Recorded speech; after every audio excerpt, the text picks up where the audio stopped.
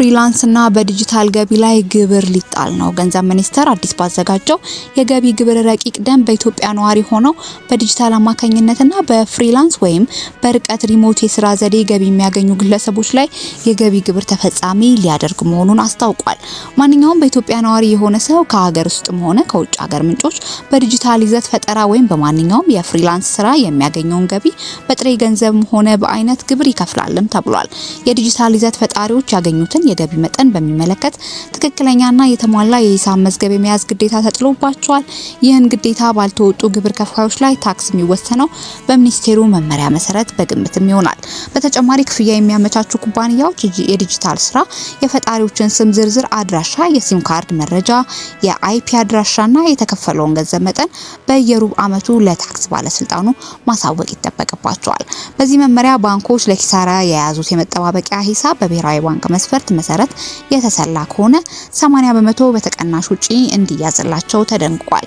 የደረጃ ለግብር ከፋዮችም አመታዊ ጠቅላላ ገቢ የሚወሰነው የታክስ ባለስልጣኑ በየ3 ዓመቱ በሚያደርገው የገበያ ጥናት እንደሚወሰን በአዲሱ ደንብ ተካቷል።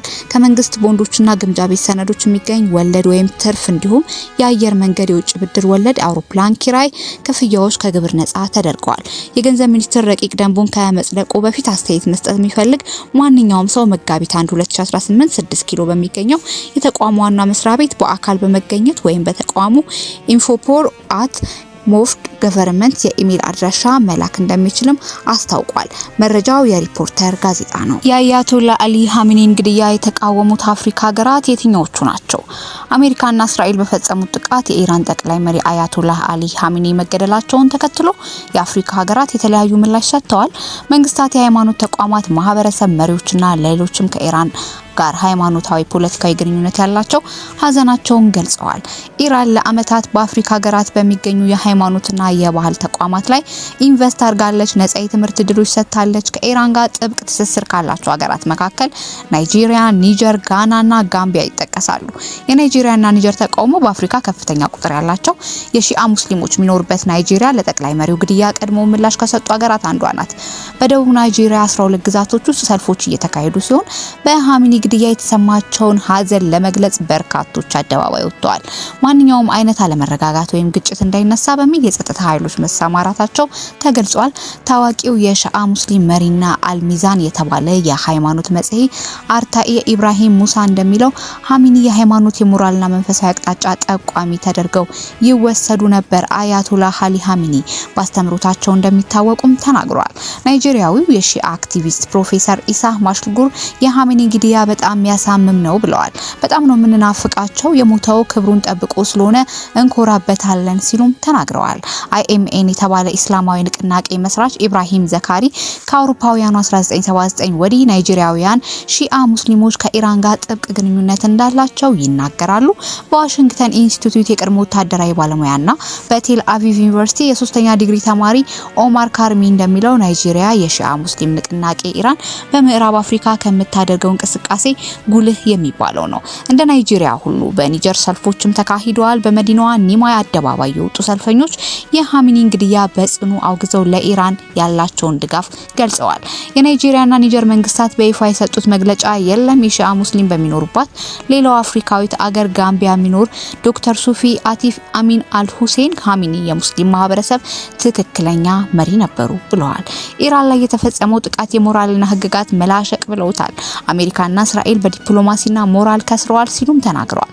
የቡርኪና ፋሶና ሴኔጋል ምላሽ በቀጠናዊ ፋይ አቋም ከያዙ ሀገራት በዋናነት የምትጠቀሰው ቡርኪና ፋሶ ናት። በኢራን ላይ የደረሰውን ጥቃት ያወገዘው የቡርኪና ፋሶ መንግስት በመዲናዋ ኦጋዱጉ የሚገኘውን የአሜሪካ ኤምባሲ ዘግቷል። ይህ ውሳኔ የቡርኪና ፋሶ መንግስት የውጭ ጉዳይ ፖሊሲ ለውጥን ያሳያል። ቡርኪና ፋሶ፣ ማሊና ኒጀር ከምዕራባውያን አገራት ጋር ያላቸው ግንኙነት መቀነስ ጀምረዋል።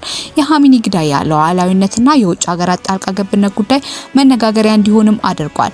ሴኔጋል ስለ ሀሚኒ ግድያ ይፋዊ አቋማቸውን ካሳወቁ አገራት መካከል ስትሆን ጠቅላይ ሚኒስትር ኦስማን ሳንኮ እጅግ አስቀያሚ ብለው ኮንነዋል። በመካከለኛው ምስራቅ በአሜሪካና በአጋሯ እስራኤል ምክንያት ጦርነት ተነስቷል። ኢራን ላይ ጥቃት ለመፈጸም ወስነዋል። አገራችን ማጥቃትና አፍኖ መቆጣጠር በጣም አሳፋሪ ነው። የተባበሩት መንግስታት ፈቃድ ያልሰጣት ሀገር ሌላን አገር ስታጠቃና ግድያ ስትፈጽም እጅግ ያሳስባል ሲሉ ተቃውሟቸውን ገልጸዋል። ሴኔጋል ከምዕራባውያኑ ሀገራትም ሆነ ከሙስሊሙ ዓለም ጋር ትስስር ነበራት። አሁን ባለው ሁኔታ ግን ከምዕራባውያኑ ጎን እንደማትቆም የሚጠቁሙ መግለጫ አውጥታለች። ደቡብ አፍሪካና ኬንያ ምን አሉ? የደቡብ አፍሪካው ፕሬዝዳንት ሲሪል ራማፎሳ አሜሪካና እስራኤል በኢራን ላይ ያደረሱትን ጥቃት አውግዘዋል። ጥቃቱ ዓለም አቀፍ ሕግን የጣሰ መሆኑንም ገልጸዋል። ገና ለገና ጥቃት ሊደርስብኝ ይችላል ብሎ ጥቃት መፈጸም ዓለም አቀፍ ሕግ አይፈቅድም፣ በግምትና ቅድመ ግምገማ ጥቅም አይፈጸምም ብለዋል ፕሬዝዳንቱ። የኬንያው ፕሬዝዳንት ዊሊያም ሩቶ በባህረ ሰላጤ ሀገራት ላይ የደረሰውን ጥቃትም ኮንነዋል። በተባበሩት አረብ ኤሚሬትስ፣ ሳውዲ አረቢያ፣ ኢራቅ፣ ኦማን፣ ኩዌት፣ ዮርዳኖስ እና ባህሬን ላይ የተፈጸመው ጥቃት ኬንያ ታውግዛለች በማለት ተናግረዋል።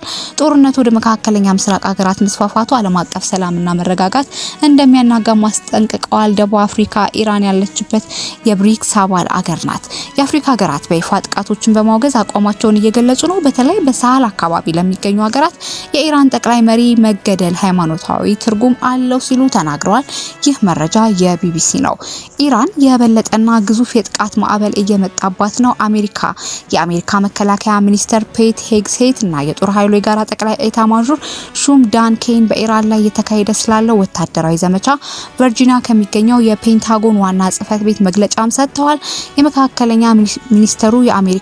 የመከላከያ ሚኒስተሩ የአሜሪካ ጦር ኃይል በህንድ ውቅያኖስ ላይ አንድ የኢራን የጦር መርከብ በውሃ ውስጥ የሚንዘገዘግ ሚሳኤል በመጠቀም ማስመጡንም ተናግረዋል። የኢራን መንግስት ተሸንፏል ያሉት የመከላከያ ሚኒስትሩ አሜሪካ በማያጠራጥር ሁኔታ ያለ ርህራሄ ከባድ ጉዳት በማድረስ እያሸነፈች ነው ብለዋል። ተጨማሪ ወታደራዊ እርምጃ በኢራን ላይ እንደሚወሰድ ጠቅሰው የበለጠና ግዙፍ የጥቃት ማዕበል እየመጣ ነው ብለዋል። አሜሪካ ጦር ጠቅላይ ኤታማዦር ሹም ዳን ኬን በበኩላቸው የሰራዊቱ ጥቃት ወደ ምድር እየተስፋፋ ወደ ኢራን ግዛት ጠልቆ እየገባ ነው ሲሉም ጥቃት መጠናከሩን አመልክተዋል። የመከላከያ ሚኒስትሩ ፒቴ ሄግሴት ኢራን ፕሬዝዳንት ትራምፕን ለመግደል ሞክራለች በማለት ከሰው ነገር ግን አሜሪካን ለመግደል ሙከራውን ያደረገውን ቡድን መሪ አድና ገላለችም ብለዋል።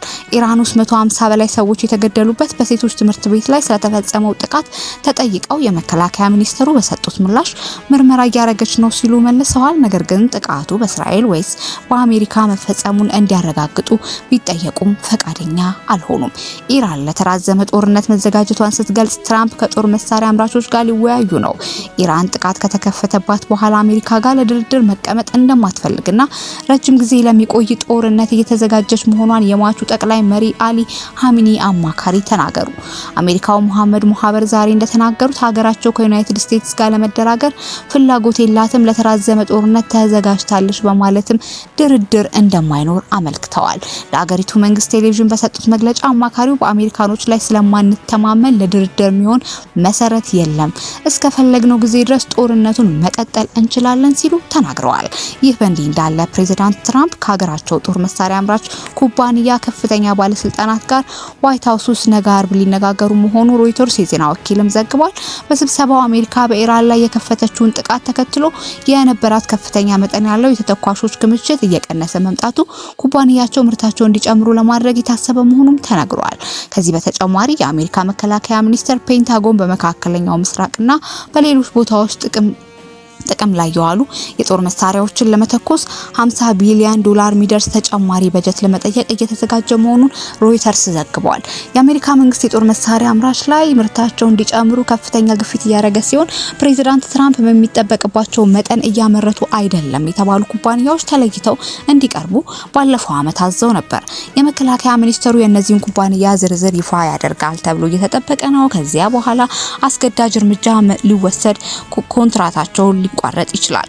ፓኪስታን ወደ ኢራን ጦርነት ልትገባ እንደምትችልም ተጠቁሟል። የፓኪስታን የውጭ ጉዳይ ሚኒስትር ኢሳቅ ዳር ሀገራቸው ከሳውዲ አረቢያ ጋር ባላት የጥበቃ ስምምነት ምክንያት ወደ ኢራን ጦርነት ልትገባ እንደምትችል ፍንጭ ሰጥተዋል። ሚኒስትሩ ለኢራን አቻቸው በሰጡት ጠንከር ያለ ማስጠንቀቂያ ኢራን በሳውዲ አረቢያ ላይ የምታደርገውን የሚሳኤልና የድሮን ጥቃት እንድታቆም አሳስበዋል። ይህ መግለጫ ፓኪስታን ከሳውዲ ጋር ያላት መከላከያ ስምምነት በዚህ ጦርነት ላይ ተግባራዊ ሊሆን እንደሚችልም በይፋ የተረጋገጠበት የመጀመሪያው አጋጣሚ ሆኗል። ባለፈው ሳምንት በአሜሪካና በእስራኤል ጥቃት የጀመረው ይሄው ቀውስ አሁን ላይ በመላው ቀጠናው እየተስፋፋ ይገኛል። ኢራን በሪያድ የሚገኘውን የአሜሪካ የስለላ ድርጅት ዋና መስሪያ ቤትና የሀገሪቱን ግዙፍ የነዳጅ ማጣሪያ በድሮን መምታቷ ተከትሎ ውጥረቱ አይሏል። ሆኖም የፓኪስታን የውጭ ጉዳይ ሚኒስተር እንደገለጹት ፓኪስታን ለሳውዲ የገባችውን የጥበቃ ቃል ኪዳን ኢራን በሪያድ ላይ የምታደርሰውን ጥቃት እንድትቀንስ እንደረዳትም ገልጸዋል። ይህ የፓኪስታን አቋም በኢራን ላይ በአሜሪካ እስራኤል ጥምረት መካከል ለሚካሄደው ጦርነት አዲስ መልክ ሰጥቶታል። ፓኪስታን በይፋ ወደ ግጭቱ የምትገባ ከሆነ የጦርነቱ ስፋት ከመካከለኛው ምስራቅ አልፎ ወደ ደቡብ እስያ ሊዛመት እንደሚችልም ስጋት ተፈጥሯል። በአሁኑ ወቅት የሳውዲ ነዳጅ ማጣሪያዎችን መመታት በዓለም የነዳጅ ገበያ ላይ ከፍተኛ ተጽዕኖ እያሳደረ ሲሆን የፓኪስታን ቀጣይ እርምጃ የሁኔታውን አቅጣጫ የሚወስን ይሆናል።